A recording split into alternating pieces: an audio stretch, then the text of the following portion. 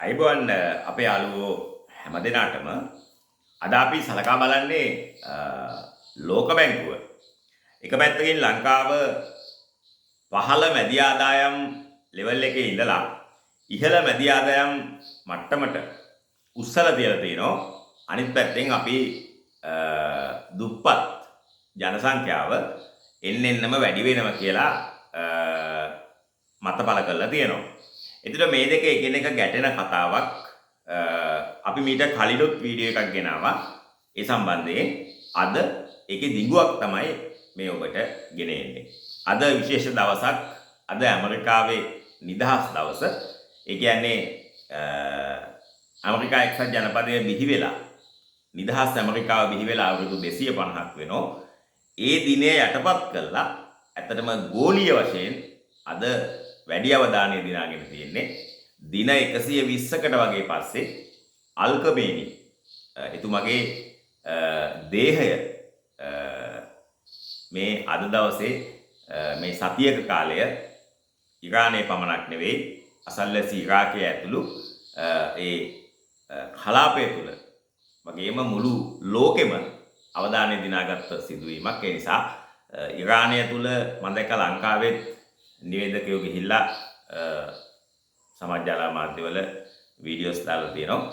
ඉතින් එකකින් මීට කලින් ඔබට මතක ඇති චීනය ඔලිම්පික් ක්‍රීඩා උළෙලට සත්කාරකත්වය ලබා දීලා චීනයේ කියන දැවැන්තෙක් ඉන්න බව ලෝකෙට ටොක්ක්ක් කනලා පෙන්නුවා.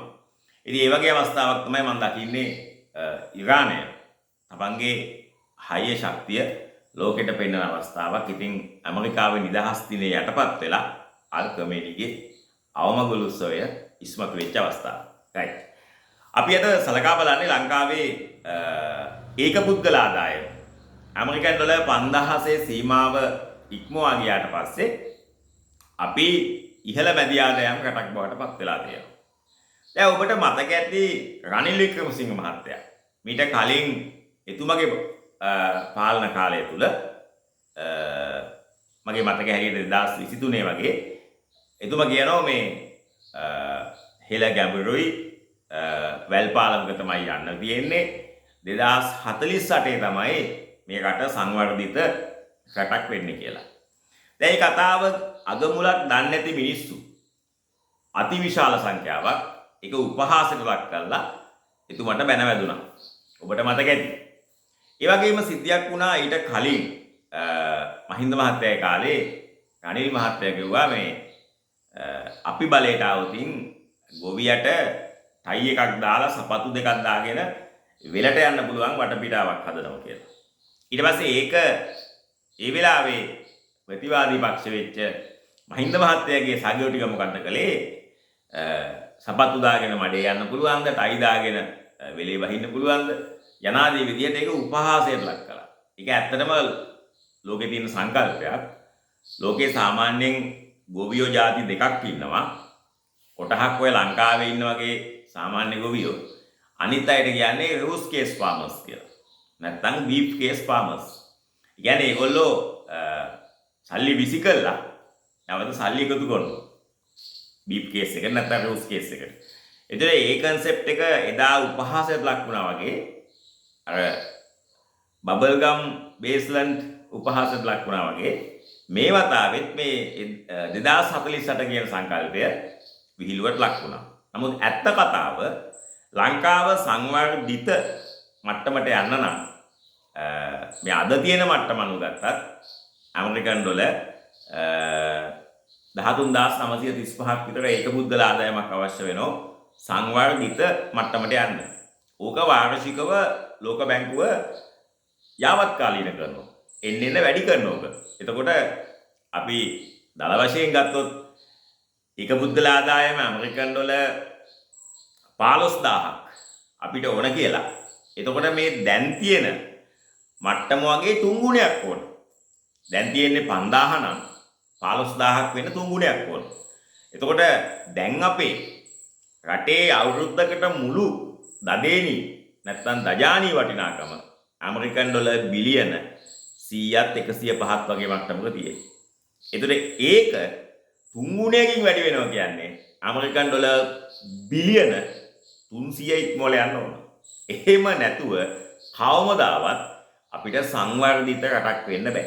ඒතර සංවර්ධිත රටක් වෙන්න නම් ප්‍රමාණවත් ආර්ථික දියුණු වෙන වේගයක් තියෙන්න ඕන. ආර්ථික වෘද්ධි අනුපාතයක් තියෙන්න ඕන 5%ක 6ක අඩුම. ඒතර එහෙම ගණනය කළාම තමයි 2048 අපිට ඇමරිකන් ඩොලර් බිලියන 300 සීමාවට යන්න පුළුවන් කියලා ඇස්තමේන්තු කළේ.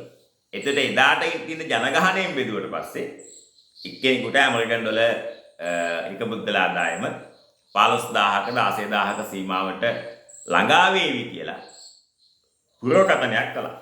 එතකොට ඔන්නෝම තමයි මේ 2048 ඒ කියන්නේ තව දැන් අපි ඉන්නේ මේ 2026 නේ. ඒ කියන්නේ තව අවුරුදු 22ක් යනවා. අනිල් මහත්තයා කිව්ව විදිහට මේ රට සංවර්ධිත රටක් මට්ටමට ගේන්න. හැබැයි ඒක වෙන්නේ දැඩි රාජ්‍ය මූල්‍ය විනයක්, දැඩි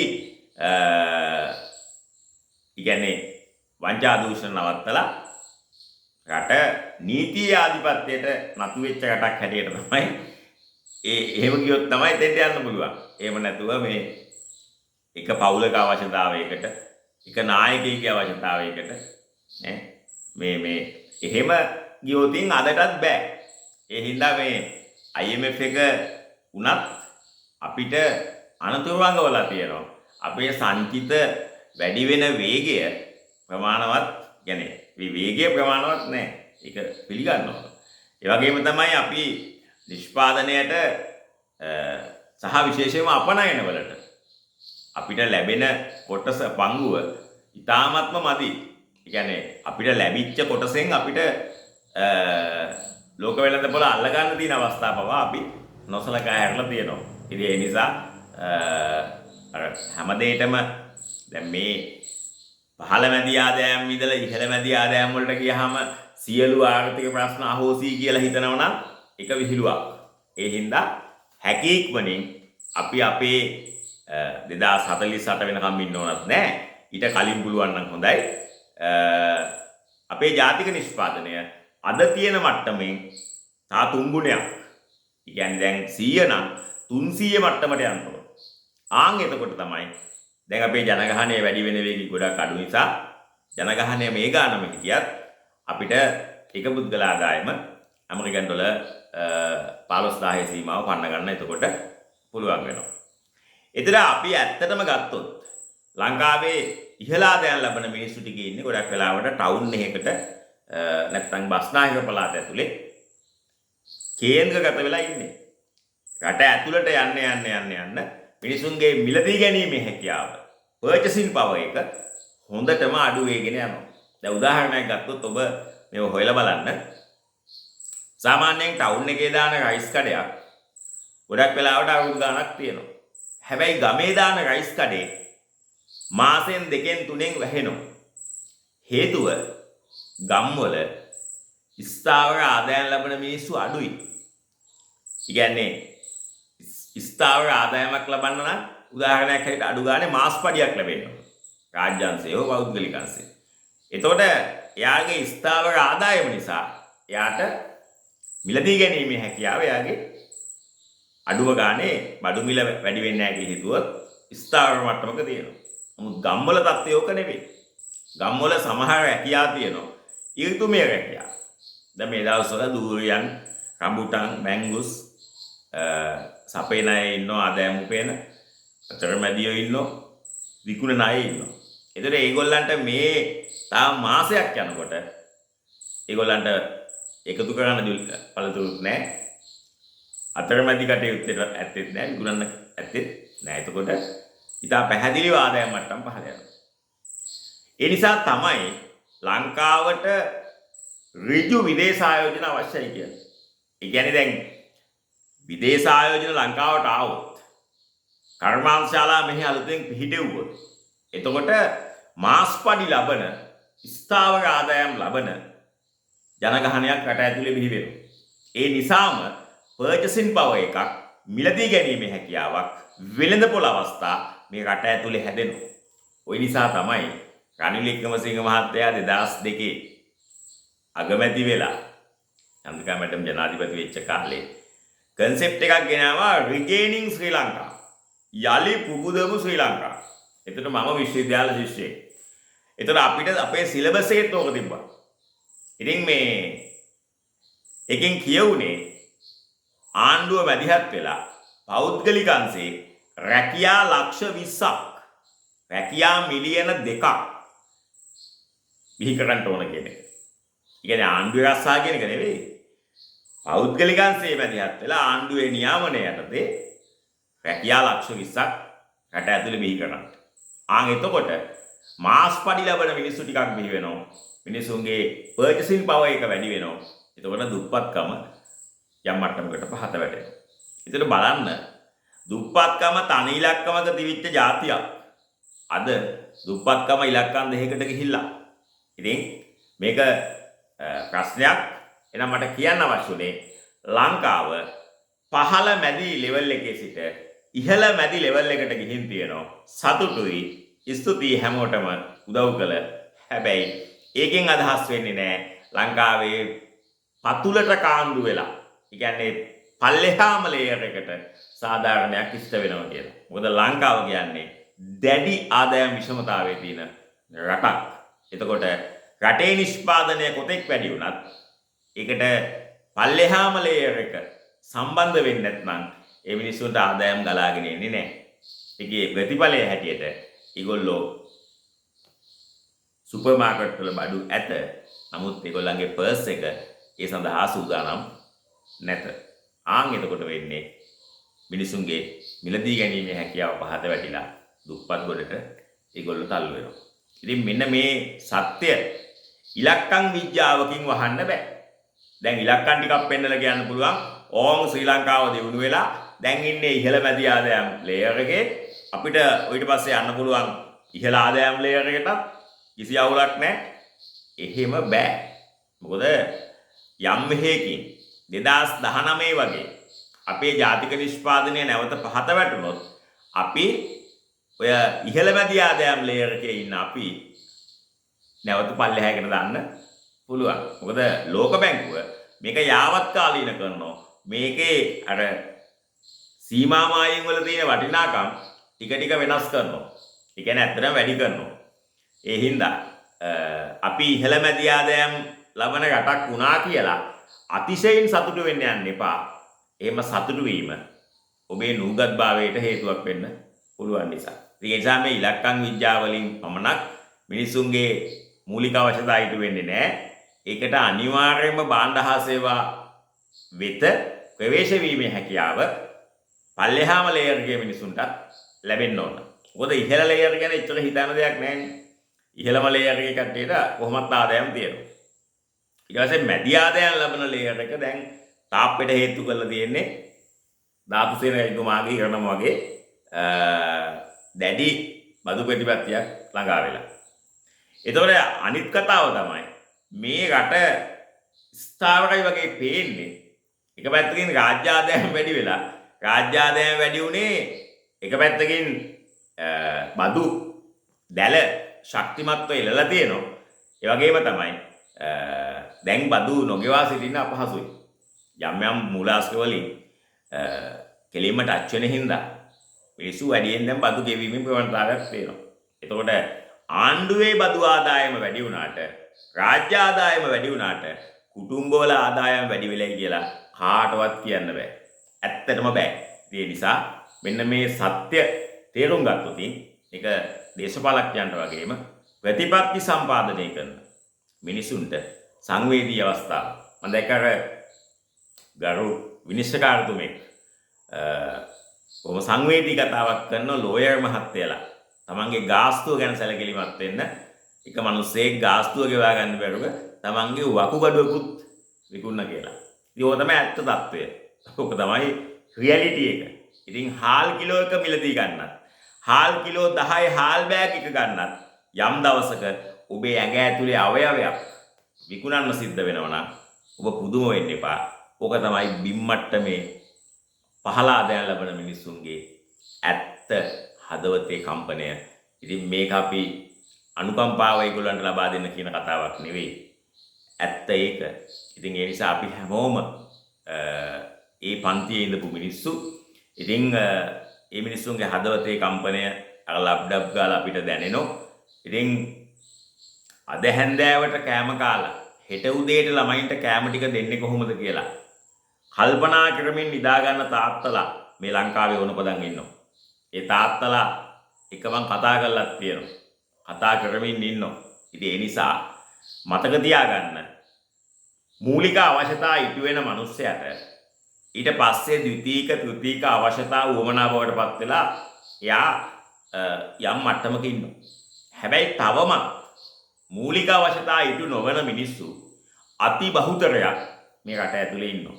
ඒකට එක හේතුවක් ඒ පුද්ගලයාගේ පෞද්ගලික ප්‍රශ්නයක් වෙන්න පුළුවන්. පෙළපතේ ප්‍රශ්නයක් වෙන්න පුළුවන්. ආකල්ප වෙන්න පුළුවන්. කලත්‍රයාගේ ප්‍රශ්නයක් වෙන්න පුළුවන්. හැබැයි තවත් කොටසක් ඓතිහාසික අසාධාරණයකට ලක් වෙලා. ඒ කියන්නේ එක්කෝ ආච්චිසිය දුප්පත් නිසා අම්මා තාත්තා දුප්පත්, ඒ නිසා වුන් දුප්පත්. ඉතින් මේ දුප්පත්කමේ අර වැටමායින් කඩාගෙන එළියට පැන ගන්න නොහැකි වෙච්ච මිනිස්සු ඒ සීමාවේ ඉඳගෙනම විවාහ වීම නිසා ප්‍රශ්නේ ඩබල් ටිබල් වෙලා තියෙනවා. ඉතින් මම දන්න සමහර තාත්තලා ඉන්නවා දවසට පැය 18 වැඩ කරනවා. දවල් ෆුල් ටයිම් රැකියාවක් කරලා රාත්‍රී කාලේ සිකියුරිටි ජොබ් කරනවා. එතන නිදි මරලා ඇවිල්ලා ඊට පස්සෙන්ද ආයි වැඩ කරනවා. එහෙම තමයි සමහර පවුල් ගෙනියන්නේ. විශේෂයෙන්ම A level සයන්ස් මැක්ස් වගේ විෂයන් වලට ටියුෂන් යන්න ගියාම අපි දන්නෝ ඉතා විශාල මුදලක් වැය වෙනවා. ඉතා විශාල මුදලක්. එතකොට මේ රටේ වැඩිම මුදල් ප්‍රමාණයක් ඇබ්සෝබ් කරගන්නේ ටියුෂන් සර්ලා, දොස්තර මහත්තයලා, නීතිඥ මහත්තයලා. ඔක තමයි ඇත්ත. ඉතින් ඒවා අනම්‍ය ඉල්ලුමක් නේ තියෙන්නේ. ඉතින් ඒ හින්දා මිනිස්සු නොකානෝබී හරි අර ගාස්තු ගෙවනවා. ඉඩම් විකුණලා ඒ ගාස්තු ගෙවනවා. විකුණන්නම දෙයක් නැත්නම් වකුගඩුවක් විකුණලා ලෝයර් මහත්තයා ගාස්තු ගෙවනවා. ටියුෂන් සර්ගේ ගාස්තුව ගෙවනවා. දොස්තර මහත්තයා බිල ගෙවනවා. ඉතින් එහෙව් රටක අපි ජීවත් වෙන්නේ. ඒ හින්දා හැමෝටම මේ රටේ නිෂ්පාදනය වැඩි වෙන වේගයට වඩා වැඩි වේගෙන් ඔබේ ආදායම වැඩි කරගන්න පුළුවන් කාලවකවානුවක් උදා වෙන්න කියලා හදවතින් සුබ පතනවා. ඒ සඳහා හොඳම ටයිම් පීරියඩ් එක තමයි මේ 2026-27 කියන්නේ. ඒ කියන්නේ සබාදහම අමුතු රිද්මයකින් පහළ ආදායම් ලබන මිනිස්සුන්ට, තුන්වෙනි පන්තියේ මිනිස්සුන්ට මොකද්දෝ පණිවිඩයක් ඉංගියක් හැටියට ඔබට දෙනවා. ඒ නිසා මේ අති බහුතරයක් දූෂිතයන් ඔසවා පොළවේ ගහනවා කියලා කියන්නේම, ධනපතීන් කොම්බෙන් යවනවා කියන්නේම, පෙළපත් පිටින් බිම දාලා ඇදගෙන යනවා කියන්නේම තුන්වෙනි පන්තියේ මිනිස්සයාට නැගිටින්න සිග්නල් එකක් පත්තු වෙන වෙලාව. ඉතින් ඒ නිසා කාටවත් බැන ඉන්නේ නැතුව, අතීතයට සාප කරන්නේ නැතුව, පෙළපතට ගරහන්නේ නැතුව, දෙමාපියන්ට අපහාස කරන්නේ නැතුව ඔබ නැගිටින්න කියලා මම නැවත ආරාධනා කරනවා. මේක තමයි හොඳම කාලේ. ඉතින් මේ වර්ෂයක කාලය මේ අවුරුද්දේ මාස 6කුත් ඊළඟ අවුරුද්දේ මාස 6කුත් ගත්තොත් ඇත්තටම අවුරුදු 30කට පස්සේ ශ්‍රී ලාංකිකයන්ට නැගිටින්න ලැබපු හොඳම කාලය. ඉතින් හොඳම කාලය කිව්වහම ඊට එහා හොඳ කාලයක් තව නැහැ. සුපර්ලටිව් ඩිග්‍රී කිව්වේ බෙස්ට් කියලා, බෙස්ට් ටයිම්. ඒ නිසා ඔබත් අලුතෙන් හිතන මනුස්සයට සබාදහම මොකක් හෝ දෙයක් ලබා දෙන්න. අපි කොච්චර දුප්පත් වුණත් අවුව පායනකොට පොහොසත් මනුස්සයගේ වහලට වැටෙන අවුවම දුප්පත් මනුස්සයගේ වහලටත් වැටෙනවා. හරි? ඒක තමයි සබාදහමේ නීතිය. සබාදහම කවදාවත් දුප්පත් මනුස්සයට අඩුවෙන් අවුව දීලා පොහොසත් එක්කෙනාට වැඩියෙන් අවුව දෙන්නේ නැහැ. ඉතින් ඒ නිසා මේ සබාදහමේ තුලිත බව, සාධාරණත්වය තේරුම් ගත්තොත් ඔබට සබාදහමේ රිද්මය දැනෙනවා. ඉතින් මට මේ දවස්වල මන් දන්නේ මගේ ඇඟට දැනෙනවා ජනාධිපතිතුමාගේ ආරක්ෂාව වැඩි වෙන්න ඕනේ කියලා. මට එහෙම දැනෙනවා. ඉතින් අහන්න එපා ඇයි කියලා. ඒකෙම දැනෙනවා එකට. හරි. ඒ එතුමගේ ආරක්ෂාව ඉදිරි අවුරුද්දක කාලය හොඳටම වැඩි වෙන්න ඕන.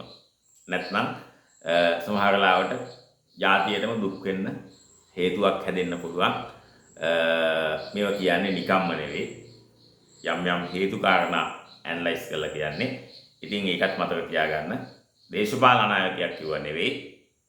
අපි සත්‍ය කියන කන්සෙප්ට් එකේ හිටියාම අපිට යම් යම් දේවල් පේනවා. ඉතින් මම දන්නවා ඔබට මම කිව්ව දේ පැහැදිලි. ඒ නිසා පොදුවේ ගත්තාම ලංකාව සංවර්ධිත මට්ටමට යන්න 2048 වෙනකන් ගත වෙනවා කියලා රනිල් වික්‍රමසිංහ මහත්තයා කිව්වේ නිකම්ම නෙවෙයි. අපේ ජාතික නිෂ්පාදිතය 3 ගුණයකින් වැඩි විය යුතුයි. අපනයන වෙළඳපොළ 3 ගුණයකින් වැඩි විය යුතුයි. ඒ වගේම රට ඇතුලේ මාස්පඩි ලබන ස්ථාවර ආදායමක් තියෙන කුටුම්බ ටිකක් බිහි විය යුතුයි. ඒ සඳහා අනිවා රාජ්‍ය මැදිහත් වීමක් අවශ්‍ය වෙනවා. විශේෂයෙන්ම රැකියා ලක්ෂ 20ක් රට ඇතුලේ බිහි වෙන්න ඕන. ඍජු ආයෝජන ආකර්ෂණය වෙන්න ඕන. එහෙම නැතුව ඉබේ අවුව පායන වගේ රැකියා අවස්ථා රට ඇතුලේ බිහි වෙන්නේ නැහැ. බොහොම ස්තුතියි.